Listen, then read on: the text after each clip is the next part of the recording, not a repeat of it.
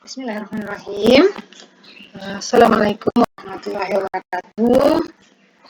Alhamdulillah, kita bersyukur kepada Allah karena masih diberikan kesempatan untuk bernapas, untuk bisa berbagi, dan masih banyak hal yang patut kita syukuri.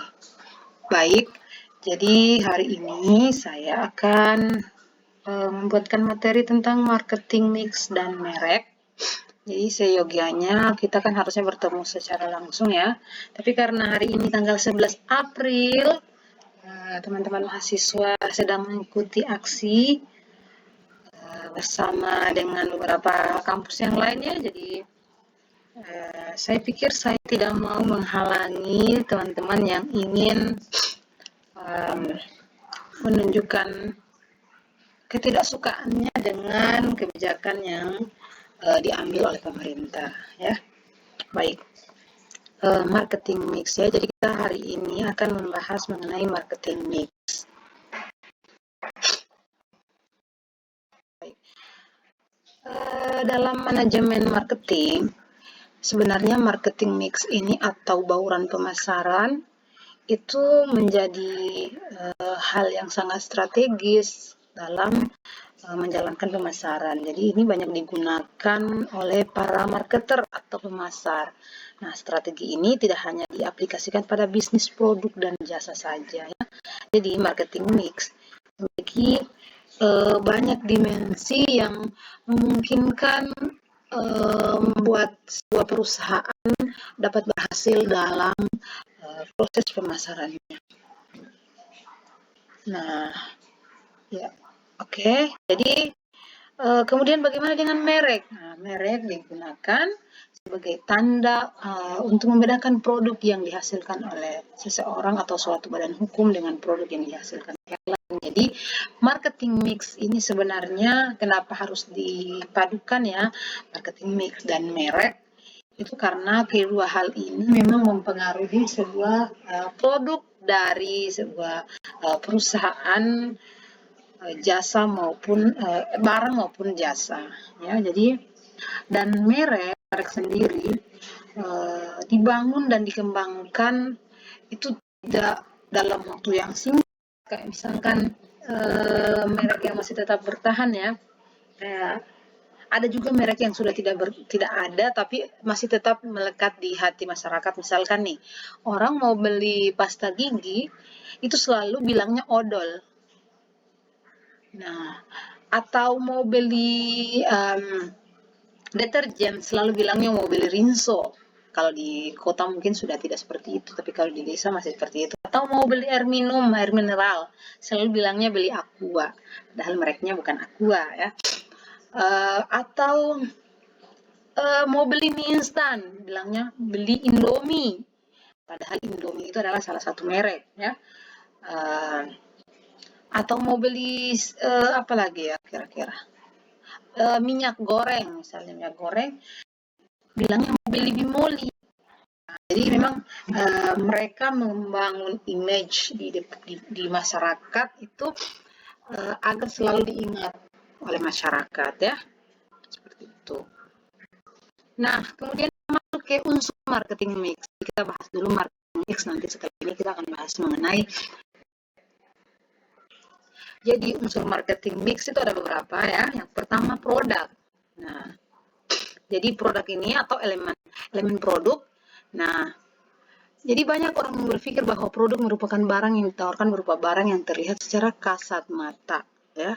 Jadi banyak yang berpikir seperti itu, padahal produk ini bisa berupa barang-barang fisik, bisa services atau jasa ya, bisa experience atau pengalaman atau kegiatan seseorang ya yang dinikmati oleh orang lain, bisa berupa event atau kegiatan atau peristiwa. Jadi itu juga namanya merek ya. Jadi apa namanya unsur dari marketing mix atau produk. Kemudian ada pesan atau keahlian dan ketenaran seseorang ya. Jadi produk itu tidak hanya berupa barang atau jasa atau yang secara kasat mata maksudnya. Kemudian bisa berupa properti, ya, bisa berupa tempat atau kota yang memiliki keunggulan, ya, misalkan tempat wisata, atau juga bisa berupa organization atau lembaga atau wadah yang dapat memberikan citra atau nilai jual. Nah, kayak misalkan lembaga kursus, kemudian kalau tempat tadi ya, itu tempat wisata atau kayak misalkan tempat peninggalan zaman Belanda, kayak benteng ya begitu, atau apalagi ya, ya misalkan kayak ada kampung Korea di Kaumuna yang seperti itu. Jadi unsur marketing mix yang berupa produk itu tidak hanya berupa barang yang kasat mata atau yang bisa dilihat langsung, atau ideas atau ide ya. Jadi itu juga merupakan unsur produk dalam marketing mix.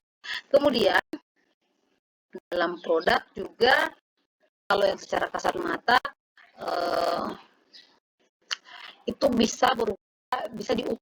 Sisi produk ini bisa diukur melalui variasi produk, kualitas produk, dan tampilan produk. Jadi kemudian untuk produk marketing mix juga dibagi menjadi dua kelas. Yang pertama produk yang dikonsumsi, ya.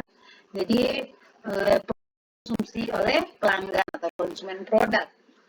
Produk ini dibeli oleh konsumen akhir sebagai konsumsi pribadi. Jadi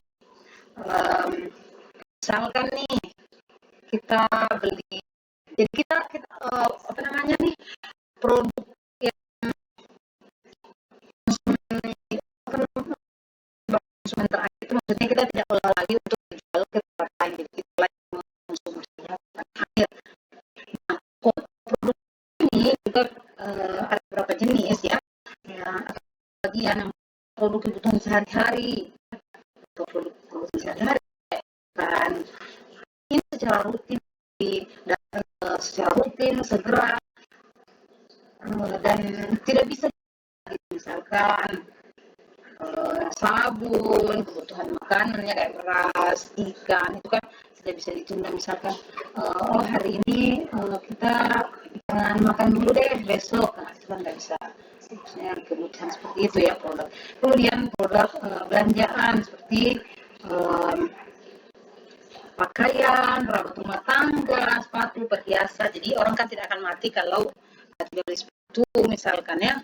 Kemudian produk khusus, ya jenis produk khusus itu memiliki ciri unik ya atau merek khas. Yang berikutnya adalah produk yang tidak dicari. Contohnya asuransi jiwa, donor darah. Nah, itu produk-produk yang tidak dicari. Nah, tadi kan untuk produk yang dikonsumsi oleh pelanggan ya, jenis produk. Yang kedua adalah produk baju industri. Nah, produk yang dibeli oleh individu organisasi untuk diproses lebih lanjut ya. Contohnya bahan mentah, komponen material. Sebenarnya kan yang kayak gini tidak hanya misalkan berhubungan dengan perusahaan besar, saja pedagang beli di pasar maka dijual kembali, sebenarnya itu sudah masuk di produk bagi industri kecil.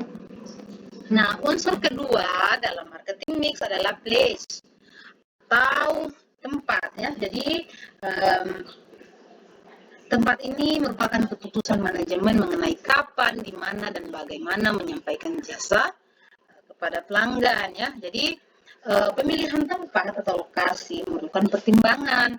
Nah, ada beberapa pertimbangan yang harus diperhatikan. Pertama adalah akses. Ya, jadi misalnya nih jalan yang memudahkan konsumen untuk mencapai tempat tersebut.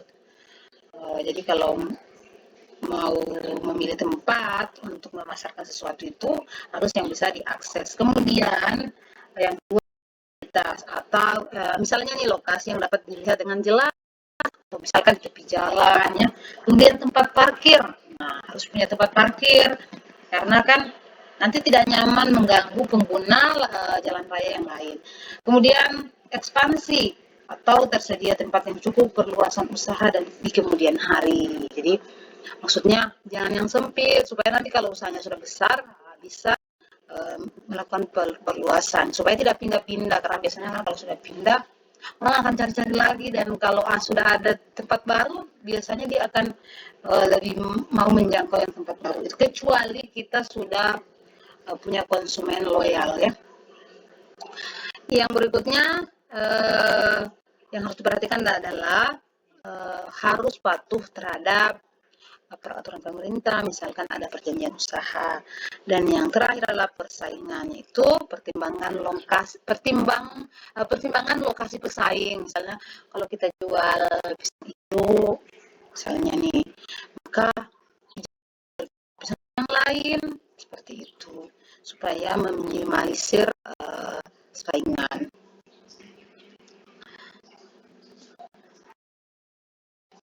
Jadi seperti itu ya untuk tempat. Kemudian yang berikutnya adalah proses.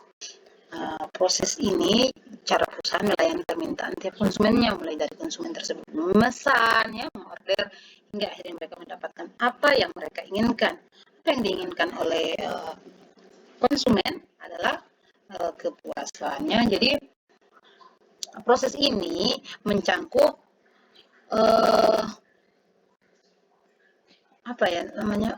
bagaimana pelayanan yang baik, bagaimana pelanggan itu menjadi nyaman, ya seperti itu. Jadi dan saya pikir teman-teman sudah banyak lihat, misalkan bagaimana Indo yang ada mart-martnya ya, Alfamart, Indomart, apalagi yang ada mart-martnya, melakukan pelayanan yang ramah sehingga mereka mudah diterima oleh masyarakat, seperti itu. Kemudian yang berikutnya tadi proses ya. Yang berikutnya adalah productivity and quality, atau produktivitas dan kualitas. Jadi bagaimana seberapa efisien pengubahan input jasa menjadi output yang menambah nilai bagi pelanggan. Sedangkan kalau kualitas, sejauh mana suatu jasa memuaskan pelanggan dengan memenuhi kebutuhan, keinginan, dan harapan mereka. Jadi pelanggan itu memang tidak hanya kebutuhannya yang harus dipenuhi, tapi keinginannya dan harapannya. Apa yang diinginkan pelanggan? Ya, misalkan harganya sesuai dengan kualitasnya, seperti itu ya. Oke, berikutnya, unsur yang berikutnya adalah people. Jadi dalam marketing mix ada namanya jadi people itu dimaksud adalah karyawan atau kadang-kadang pelanggan lain yang terlibat dalam proses produksi. Nah, jadi untuk elemen people ini sebenarnya ada dua aspek yang harus diperhatikan. Pertama adalah service people untuk organisasi jasa.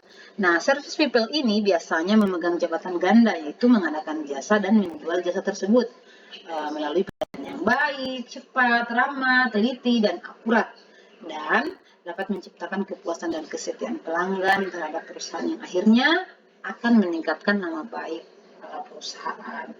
Ya kayak tadi misalkan di supermarket kan beda tuh sama ibu-ibu di pasar, misalnya, bukan berarti kita menganggap ibu-ibu di pasar itu jelek ya, tapi maksudnya itu strategi mereka, bauran pemasarannya atau marketing mix-nya, dia bikin pelanggan itu pas masuk, selamat datang, mau cari apa, kan itu mereka ramah ya. Kemudian yang kedua adalah customer factor. Jadi customer adalah faktor lain yang mempengaruhi hubungan yang ada di antara para pelanggan. Jadi biasanya ada kegiatan apa ya, biasanya kalau di Jawa sih, kalau di Sulawesi agak kurang contohnya yang begitu, karena mungkin segmen pasarnya beda kali ya. Nah, kita masuk ke yang keenam, promotion and education. Jadi promosi dan edukasi. Jadi ternyata memang dalam pemasaran itu harus ada unsur edukasinya atau pendidikannya. Jadi promotion and education ini adalah aktivitas dan alat yang menjaga komunikasi dan dirancang untuk membangun preferensi pelanggan terhadap jasa dan penyedia jasa tertentu. Jadi promosi ini namanya menyangkut ketersediaan informasi mengenai administrasi dan registrasi ya. Jadi misalkan pelayanannya, biasanya sih kalau perusahaan-perusahaan besar itu dia pemasarannya itu sudah masuk dengan edukasi, misalkan kayak sabun, mengedukasi bagaimana orang hidup sehat, atau yang kayak Tropika Nestle ya, yang gula rendah kalori itu mengajari orang untuk hidup sehat seperti itu ya.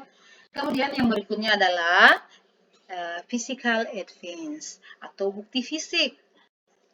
Jadi dalam unsur marketing mix, petunjuk visual atau yang berwujud lainnya itu memberikan bukti atas kualitas dan jasa ya. Nah, yang ada 6 sebenarnya variabelnya physical advance ini. Pertama adalah color, jadi warna dinding, warna peralatan yang digunakan. Kalau bangunan tertentu ya, kayak misalkan supermarket itu kan kita lihat eksetis apa ya, beda lah, kita tidak pernah membayangkan bahwa akan ada hiasan dinding seperti itu, dan itu dipikirkan, tidak serta-merta ayo kita cat warna ini, tidak, tapi ada konsepnya. Kemudian layout atau tatanan yang ada di dalam. Kemudian lighting, penerangan yang baik. Lihatlah di Alfamart atau di Mart-Mart itu pasti penerangannya luar biasa, begitu baik ya. Kemudian facilitating goods atau kecil, kan biasanya kalau kita lihatnya mana mereka tunjukkan gitu, coba pergi pasar tradisional, cari masjid terdekat kita. Kemudian furnishing atau jumlah tempat duduk dan meja. Jadi biasanya mereka simpannya di luar ya, untuk tempat menunggu seperti itu. Kemudian atmosfer atau suasana yang ditampilkan dapat melalui hiasan ataupun musik ya. Kalau di Palopo itu ada Mega Plaza, nah dia ada live musiknya, ada juga Opsal, nah, itu kan ada live musiknya dia, jadi dia marketing mixnya seperti itu. Kemudian yang terakhir adalah price atau harga dan biaya jasa ya. Jadi yang dimaksud adalah pengeluaran uang, waktu dan usaha oleh pelanggan untuk membeli dan mengkonsumsi jasa. Bisa berupa sewa, biaya kuliah, ongkos, tarif, biaya gaji, dan komisi. Jadi maksudnya kalau biaya kuliah itu mungkin masuk di marketing mix kampus ya.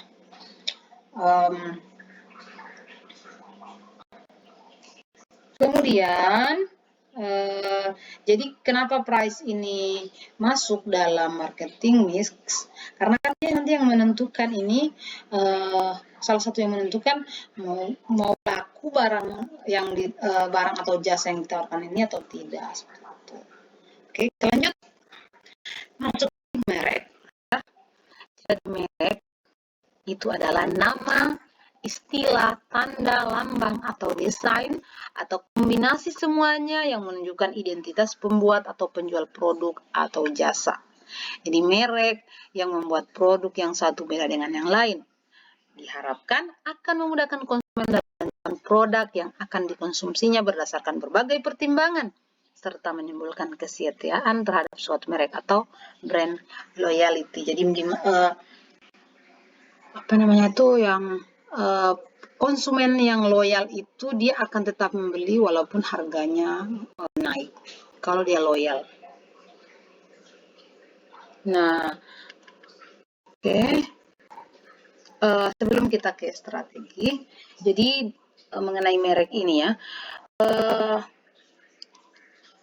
merek itu sebenarnya ada beberapa hal. Yang pertama kayak berupa brand, misalkan KFC, Acer itu kan sudah masuk di bukan hanya laptop ya sekarang ya, ada HP juga kalau nggak salah, saya kurang update. Kemudian ada Toyota, nah itu kan brand name ya, ada Gary, itu kan ada Gary Chocolatos, ada Gary Wafer, nah kayak gitu. Kemudian Gucci itu kan bisa tas. Saya pernah lihat juga sih merek baju Gucci. Aduh, saya tidak penikmat barang mewah ya, jadi kurang update. Nah, kemudian kalau contoh merek ya, kayak misalkan gambar, kayak misalkan nih KFC, gambarnya orang tua jenggot.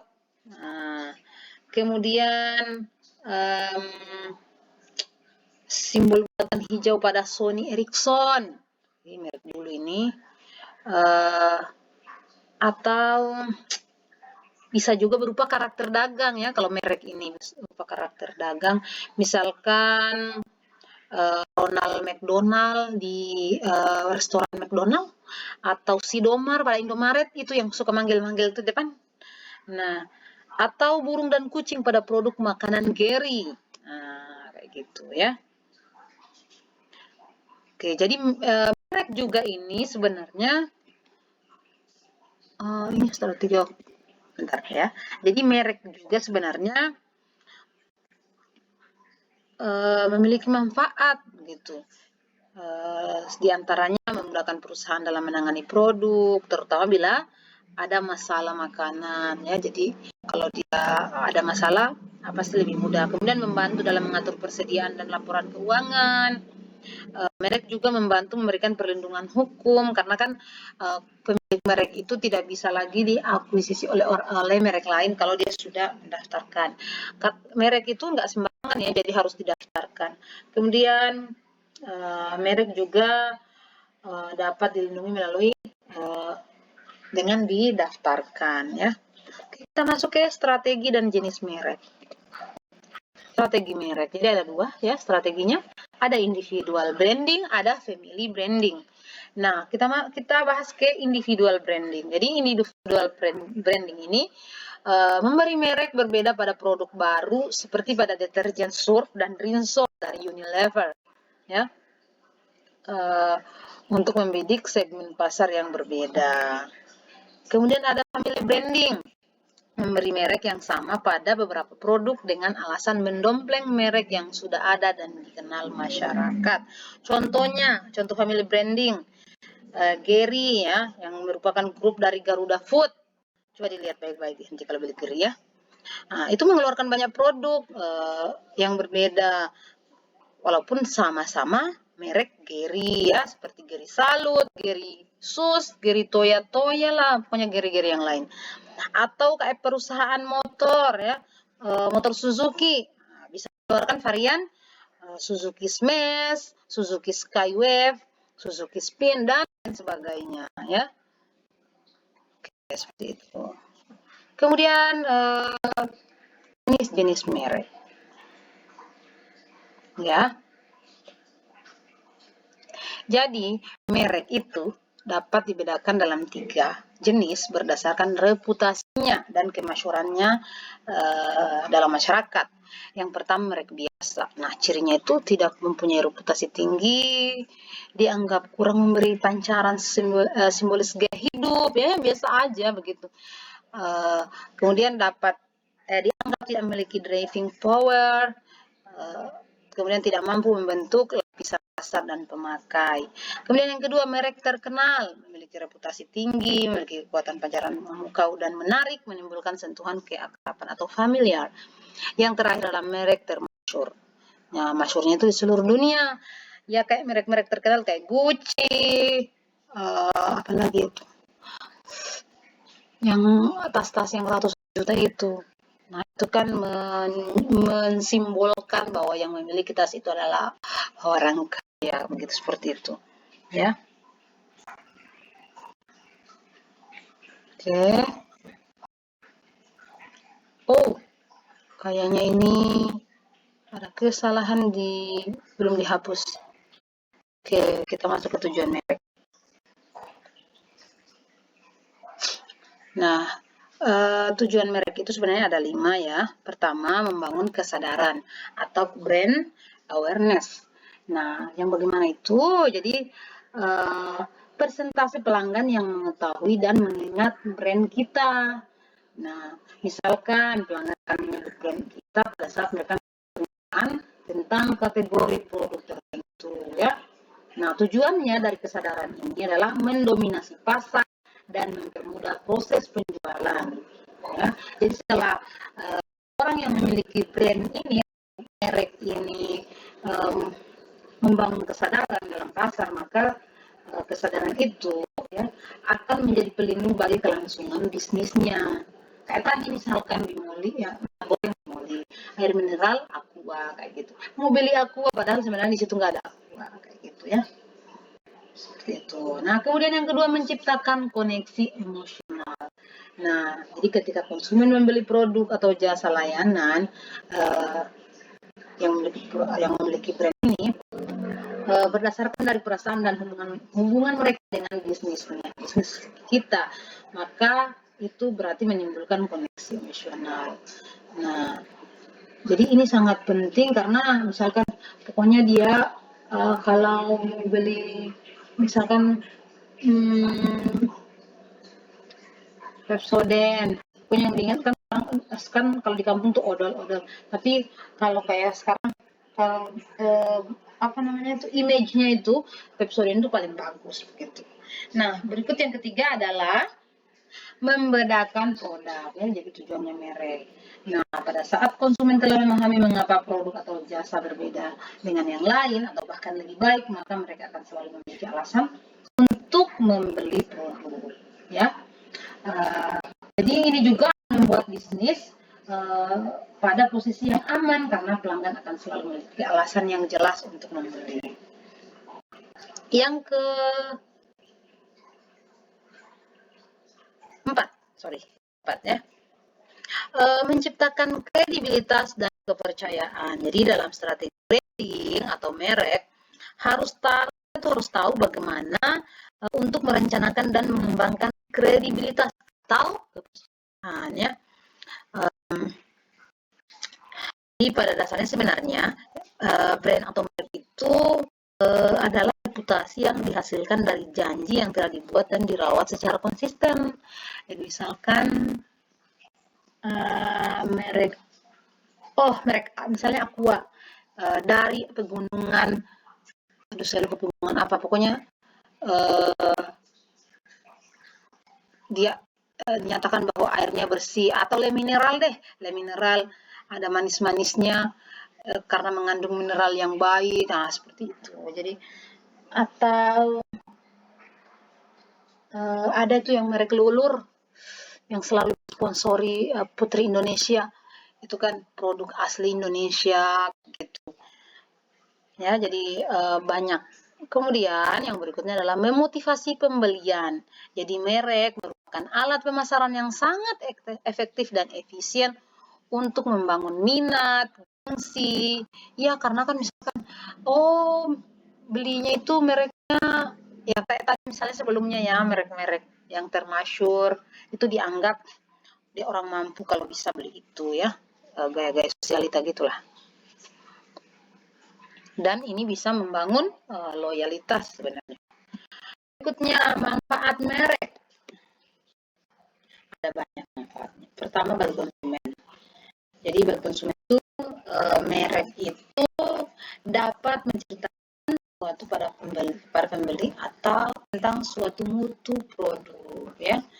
Kemudian merek mampu menarik perhatian pembeli terhadap produk-produk baru yang mungkin akan bermanfaat. Misalkan variannya Pepsodent, ada Pepsodent Min lah, ada Pepsodent Kids lah, ada Pepsodent untuk gigi yang ngilu lah, ada Pepsodent untuk gigi sensitif lah, sama ya dengan ngilu. Nah, kayak gitu ya. Kemudian yang kedua adalah bagi perusahaan. Nah, kalau bagi perusahaan memudahkan penjual dalam mengolah pesanan dan menelusuri masalah yang timbul. Kalau ada masalah itu bisa terdeteksi. Kemudian merek dapat memberikan perlindungan hukum. Tadi kayaknya sudah ya di awal saya sampaikan. Kemudian yang ketiga, merek memungkinkan untuk menarik sekelompok pembeli yang setia atau konsumen loyal ya.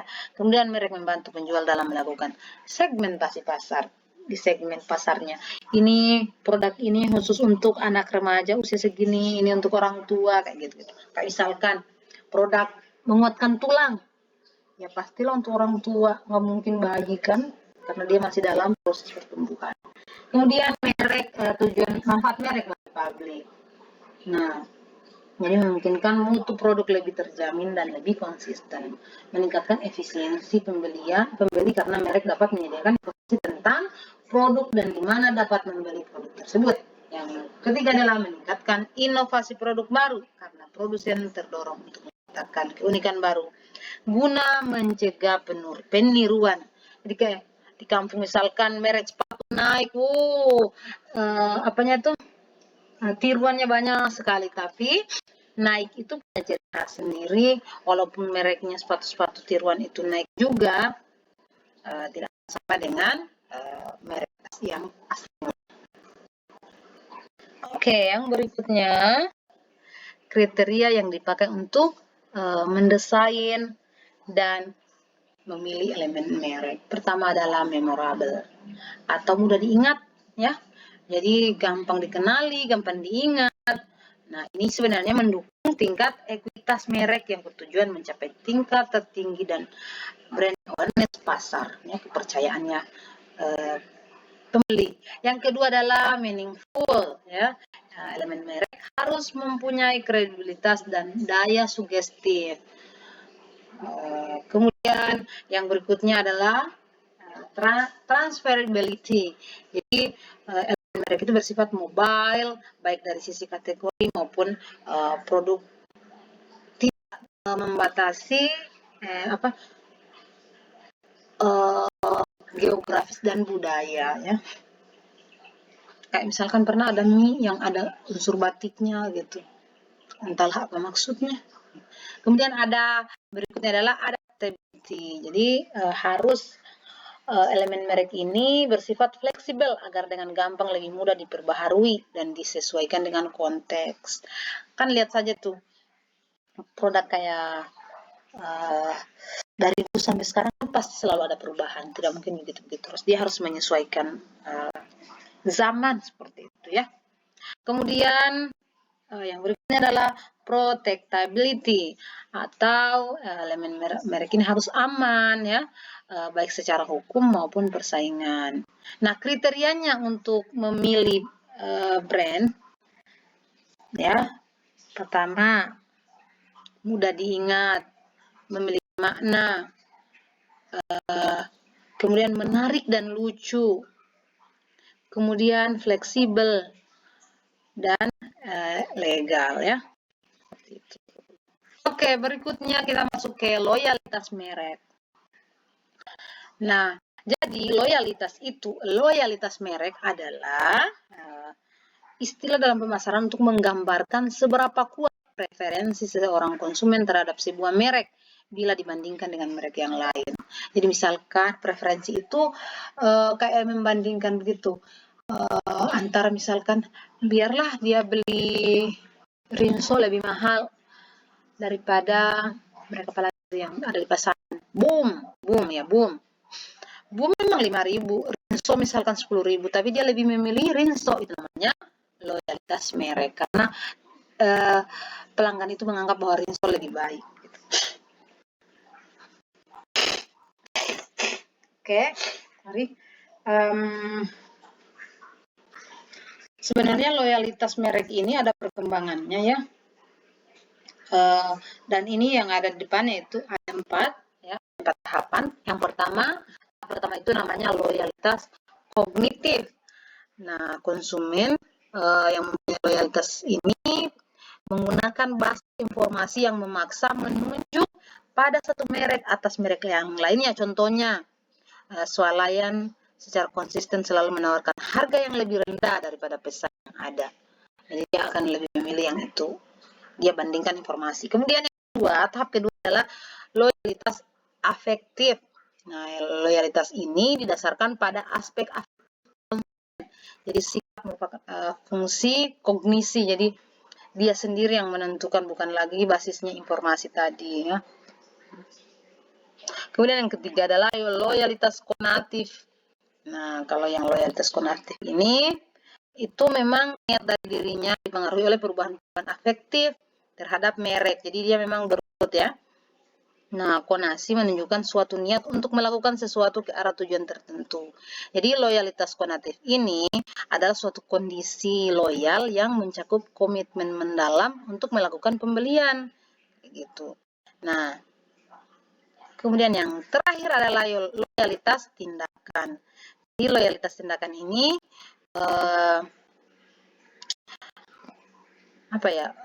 dia melakukan pembelian ulang yang sebenarnya kadang tidak penting untuk dibeli, tapi dia malah beli. Jadi kalau untuk mengenalinya itu lihat dari dimensi berapa sering dia membeli merek yang sama, kayak gitu.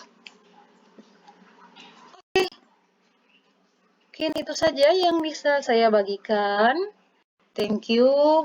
Jika ada yang ditanyakan nanti di kolom komentar saja. Terima kasih. Assalamualaikum warahmatullahi wabarakatuh.